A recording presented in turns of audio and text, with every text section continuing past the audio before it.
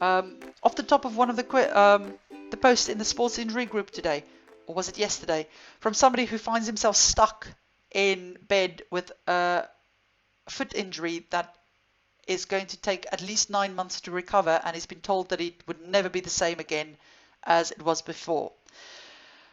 There are so many injuries. You've got to, if you find yourself in the situation where doctors have told you that you will never be able to run again, or you will never be able to walk without assistance again, or you will never be able to use your hand again, then understand that they have to give you your worst case scenario, and in some cases that may be true. But I want you to not try and take that as the truth without trying your best at the same time to change it a bit. The first thing I want to say with regards to that is that nobody can truly predict that you will not be able to do something again. And I've got a really good example at the moment of somebody I saw on Monday. He's an elderly gentleman. He's deep in his 80s. He's 87 years old this year. Now, a year and a half ago, he fell on the golf course and he dislocated his arm. And unfortunately, he created brachial plexus injury, and he was paralyzed from up there all the way down. So by the time that he came to see me out of desperation, because everybody just said to him, we don't know how long it's going to take, you're probably never going to use your arm again, just do a few wrist movements. So his son made him come and see me, and initially I thought, oh, what am I meant to do? Because honestly, he didn't even have a lot of, no, he was starting to get his rotator cuff movement back, to be honest. And at that point, his hand was stiff because he wasn't really doing the exercises because he'd lost all motivation. He was just picturing that he will not be as active as he could be anymore. He won't be able to play golf with his mates. He won't be able to work in his garden. He won't be able to lead the life he wants to lead. So he came to me. He was in a sling. His wrist was totally solid. I could do flexion a little bit. I couldn't get that wrist to extend past there. His thumb was stuck. Everything in the hand was stuck. His elbow was stuck at a degrees like that. But then I read the letter that his last consultant had written to his GP, and I realized that, wait a second, in that letter, he still had no movement around this area, and he was definitely getting movement in that area. So what I did then was I decided, well, he probably won't do much with that arm again, but I didn't say that to him. What I said to him was that if he works at it, but he's going to have to work at it all the time, he may be able to get some of it back. And I made a point of seeing him every couple of weeks, even though I knew that what I did hands-on was a drop in the bucket, because 20 minutes or 30 minutes of me moving his wrist would never keep that wrist active, and it would never get that movement back if that's done once every 2 weeks. But what I did in every session was I made a point of pointing out his successes to him, because every time he came, he thought he didn't make any progress. And then I could show him in my notes what I'd written last time, how far something could move, which muscles couldn't move that now is starting to twitch. I made him focus on the fact that there was no twitch the previous time that we tested it, and now there is a twitch. Because it's amazing when you're stuck in that position where nothing seems as if it's getting better, and you're so far away from the thing that you want to be doing. For him, it's playing golf and working in the garden and writing. I mean, it was his right hand. He couldn't write. He was having to write checks with his left hand. That you feel it's not worth trying, and you just give up because it's easier to do things with your left hand. Now, I saw him yesterday, and you know what? He can lift his arm to there.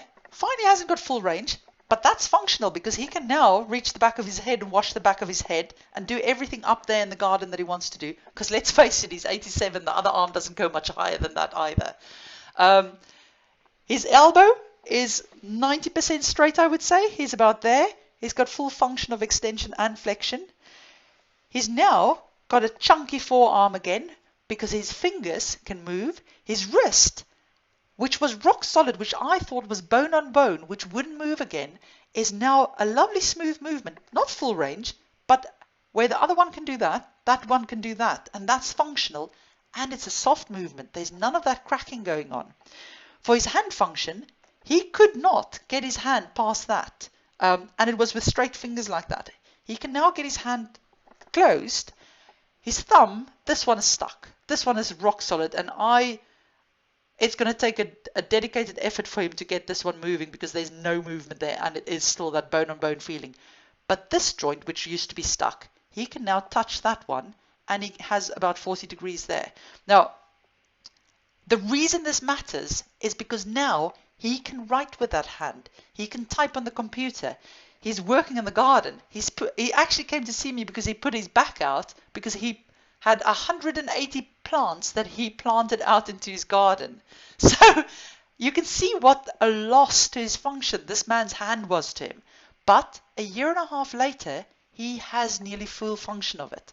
But if you asked him 6 months in whether that was possible, he would have said absolutely not, because at 6 months he still didn't have any hand function. And for all I knew, it wouldn't come back. But because we kept on pointing out his little successes and his small victories, it kept him motivated and it kept him going. And it meant that he kept on working at it and it eventually came back. So I guess what I want to say with this rant of mine is that nobody knows what the best is that you can be. Yes, you have to acknowledge and accept that you will likely not be as good as you were before, but that doesn't mean that you won't be able to do the things that you want to do with a tiny bit of an adjustment. So I hope that helps and I hope that inspires you.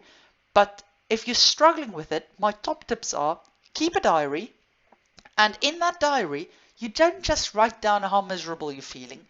You go and think of things you are struggling with at the moment. You go and look at what you can do and you document, even if you have to do it as a video, to show yourself so that you can look back in 3 months' time when you feel nothing is improving and you fill in those same things again, you can see how much improvement you've made. And then if you struggle with that, find somebody who can help you with that, whether that's a physio or osteopath or just a friend or your partner, that they can help and point out the things that you can now do that you couldn't do before. Because all of that is relevant and all of that is a sign that you are continuing to improve. Even though it's not the improvement you want to see, but that is a sign that the improvement you want to see may still be able to happen. And honestly, there's no quick fix for these type of things. They can take 2 years. I've even seen people improve after 4 to 5 years for certain things, especially if there are nerves involved. So yes, that's enough from my side tonight.